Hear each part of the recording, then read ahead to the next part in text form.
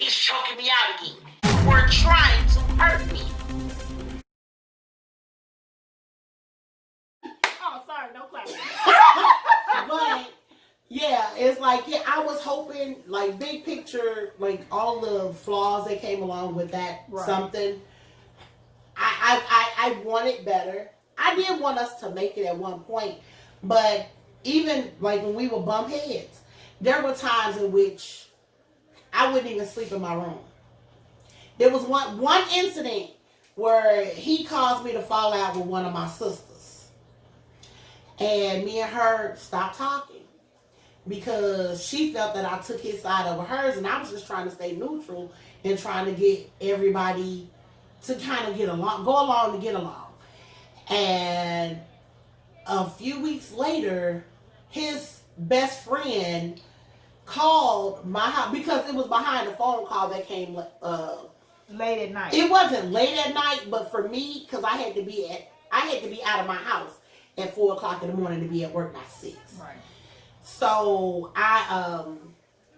she called and it woke me up. I'm one of those people, I cherish my sleep. Right. So I went to go back to sleep or whatever, and then an hour later, Carl called. Now, I'll deal with my sister. Right. I don't give a damn what you have to say about Carl. Right. Or whatever. So he made a Facebook status the next morning, and he was throwing shots. My sister responded. My other sister was like, that's sister's business. Stay out of it. And he tried to stand 10 toes down on his perspective. And even though I appreciated him trying to have my back in that instance, it was like, I'm like, I got this. I can talk to her or whatever because I'm mad at her. Not you. That's not your anger. Right. I appreciate you having my back or whatever. But anyway, things escalated and it was a big thing. So a few weeks later, considering I know he tells best friend everything, this best friend bitch takes it upon herself to call at 2 hours after that particular time that my sister called. Right. And it was to the day. It was either 2 weeks or 3 weeks to the day. Right. And you get up on, and it's all good. First you land in the bed and you talking. I'm like, really? Then you get up. Right. Then you get up out the bed and you go in the living room, and then you begin to tell her about a disagreement that you and I just had. Which, and I heard it, and it's like, I'm not mad because talk to your friend. But it was the condescending tone, like I did something wrong because you were talking about her ex-husband's family or whatever. Pillow talk is a motherfucker, but you put me in these people. I should know nothing about Percy's sister and her boyfriend. Yeah, it was a boyfriend. I should know nothing about that. I shouldn't even know these people's names because this is best friend's ex-husband. I should only know about the one that she's with now. Oh God, I can't even. Regis, that's his name. But that's neither here nor there. Yeah, I mean, I was all in there, all up and throughout their business. But, you know, you telling her about me talking about how your man ain't working. But that's neither here nor there. Neither here nor there.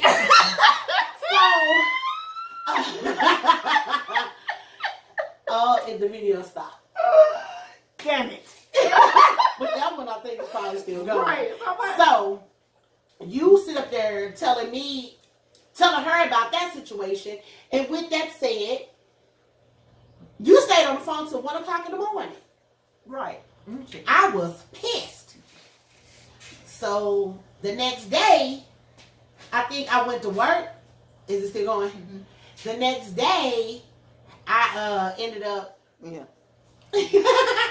So, the next day, I ended up... I think I chose to sleep on the couch. And everybody was like, why are you sleeping on the couch? That's your house. That's your... No, I can't control him. I can only control what I do. So I avoided sleeping in the bed with him, I think, for 2 nights. But that was to avoid conflict. That was to avoid an argument. Because it's like, I'm still mad. And rather than address him with an angry tongue, right, I won't say anything. Right. But according to him, that was me being passive aggressive. Right. No, that's me literally attempting to avoid conflict, because if I open my mouth when I'm mad, It's gonna go bad. it's gonna be real ugly. Right. And he saw that firsthand the day that he chose to want to go smoke weed with the girl Antoinette. And I'm like, first of all, you know I really don't like weed. Right. That was one of my things, but But you go to smoke weed, but we have plans. right. Because we're supposed to go to a comedy show that night. And then your dad comes in town. And is it okay if your dad comes? Yes, fine. I don't have an issue or whatever. I thought when he came in the house, it was like everything wasn't nothing wrong.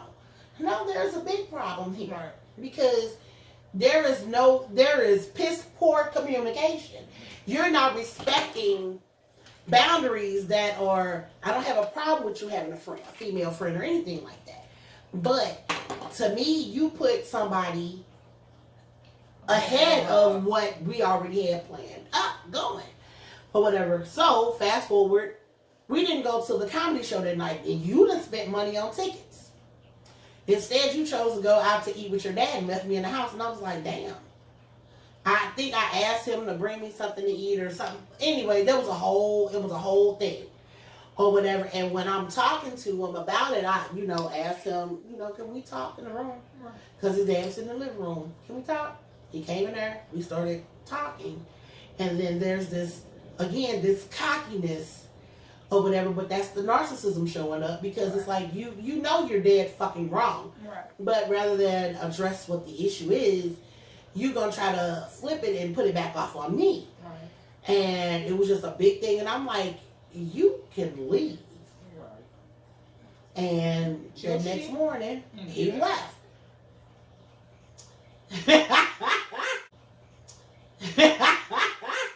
Yeah, so, and I mean, don't get me wrong, because it's like when I put him out the first time, I was hurt. I was sick. Because it's like, I was supposed to be doing what I'm supposed to be doing to try to make this work, not just give up on it. Right. And after 2 days, he came back, and I thought we were on the right page. Shit. You can't change. It's not even about changing a person. But when a person doesn't see the error in their ways, right, then ain't gonna. On the 25th, to be exact, we got into it. We had bumped heads several times before this, to the point to where I stopped enjoying coming home. I was picking up overtime. It was a lot of things that I was doing to avoid conflict in the household. I'm biting my tongue. He was telling me I was doing passive aggressive things, which, to avoid argument, I probably was. But anyway, April the 24th, David and I got into it. Because he started moving in a fucked up way to where I was just like, I can't no more. I went in the living room to have a conversation with him, and he was real cocky. And in this cockiness, it was like, it's time for me to just go ahead and just put this motherfucker in his place. Anybody that knows me knows that, well, let me start off by saying, everybody that knew me dealing in that relationship knew that I completely humbled myself in the relationship, to the point to where I'm talking to my brother, venting to my brother, trying to gain insight as to where he could possibly be coming from. But anyway, so in this conversation on April the 25th, we're talking, and like I said, he got real cocky. So I was like, I can't do this shit. But before that, I pointed out some of the things that like, I told him that he wouldn't even have been in the position that he was in had I not basically covered him. He told me I had him fucked up and this, that, and the other. I'm like, because I pointed out, you wouldn't even have that truck if it weren't for me. He told me, you got me fucked up. I was there, had my truck, blah, blah, blah, blah, blah. No, I didn't say that I paid for anything. I did not give you a dime on your truck. but I covered your bills. Had I not covered you in the house, you would have had the money to pay for the vehicle. Okay. And it's like he just kept on, like the cockiness just was growing. And I got up off the couch. No, before I got up, I was like, David, you gotta go. Because I'm tired of being unhappy. And he was like, I ain't going no motherfucking work. I said, yeah, go get up out of here. So I get up off my couch and I'm getting ready to walk into my bedroom. He's sitting across from me, across the cocktail table, and he's sitting on the love seat. And it's like, as I'm getting ready to walk out of the living room, I stop at the end of the love seat. I'm like, I can't believe you acting this motherfucking cocky. You act like you ain't heard. A bitch can't even pretend to be dick dumb. Your dick little, it don't work. Like, I'm full on bitch mode. I'm teaching trained to go at this moment. And before I knew it, this Negro jumped up off that couch and rushed me. This motherfucker was hitting me. He was choking me. And the fight began. We going back and like we're fighting because I'm trying to get him up off of me or whatever. I got this little thing in my hand. I'm trying to, like, he's behind me. I'm trying to get him off of me and everything. Okay. So that went from in my living room to in my hallway because they're right there. Anybody been in my house? No, it's right there.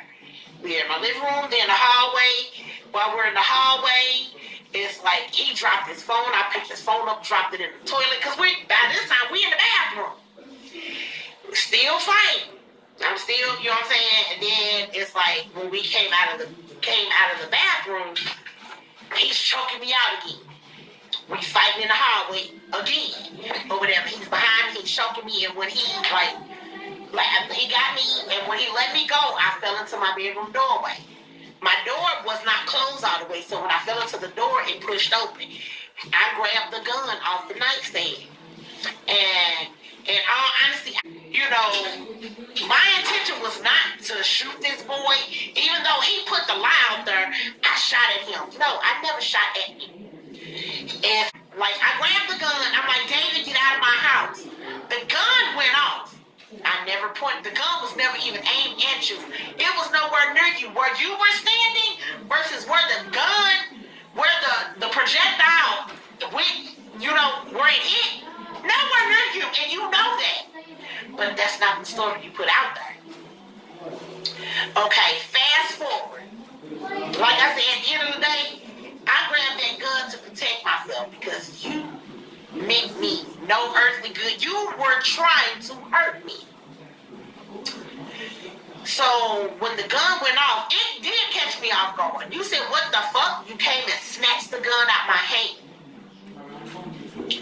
And I'm like, oh my God, what the fuck? So I went in the room, I grabbed the other gun. Because now you got a gun, you already hit me. I don't know what the fuck you finna do. So I grabbed the other gun. And I'm like, David, get out of my house. I ain't going nowhere. I ain't going nowhere with all my shit. Get the fuck out of my house. That's what I've been saying to you since you put your hands on me. Okay, fast forward. You said you ain't going no motherfucking word. And I'm like, what the fuck am I doing?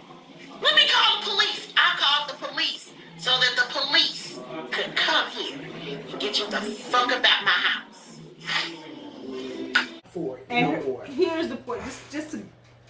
Here's the part that is important to note. The relationship went on. They still together, and how it ended.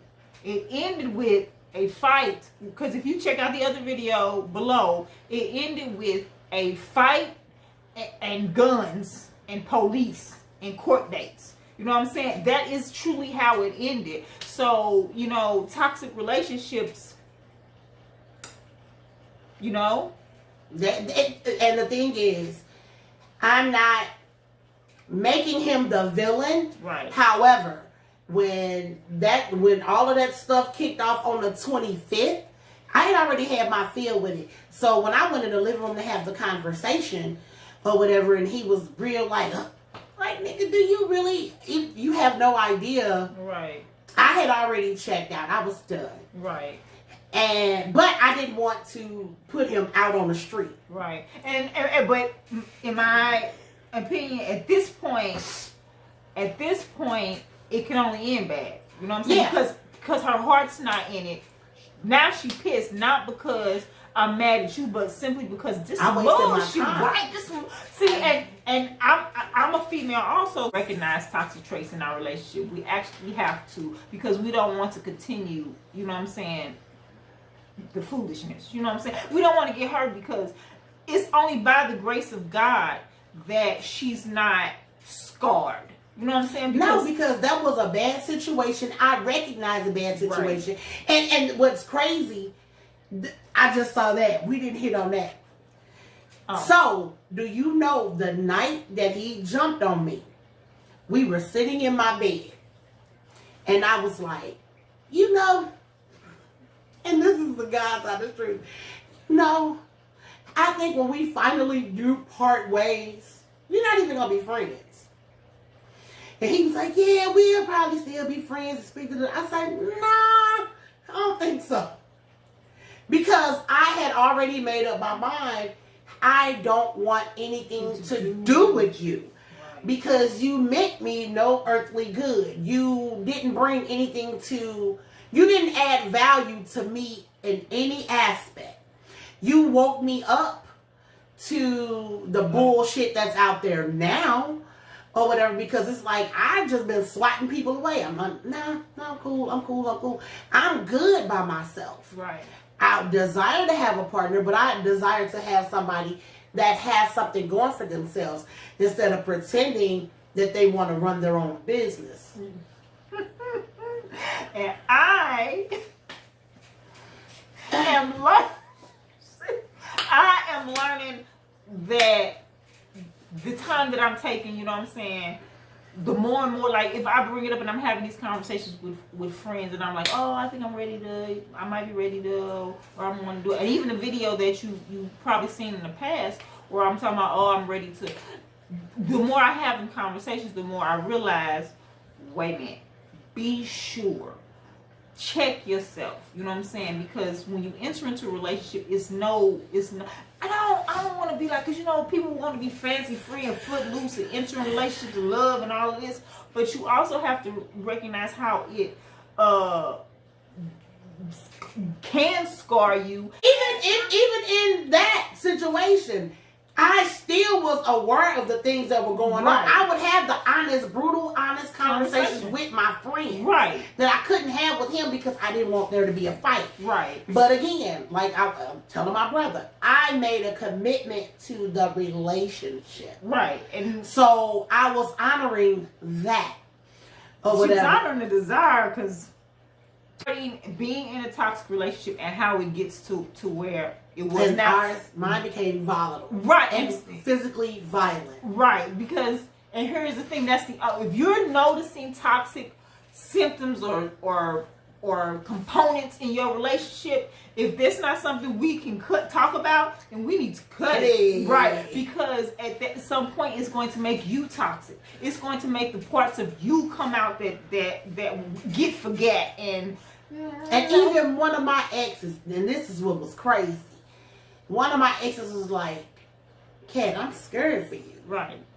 Or whatever. Not because I never expected him to put his hands on me. Right. But they were scared for all of the things that I was taking. Right. Because pressure bust pipes. Right. And that's what they were like worried about. What? Constant stress. Constant stress. Right. Yeah, but it's like it was I dealt with a whole lot. Right. And I chose to. Right. So I'm not going to put it on him because it was my choice to stay. Right. But once I had enough, and the night that I went over on the north side,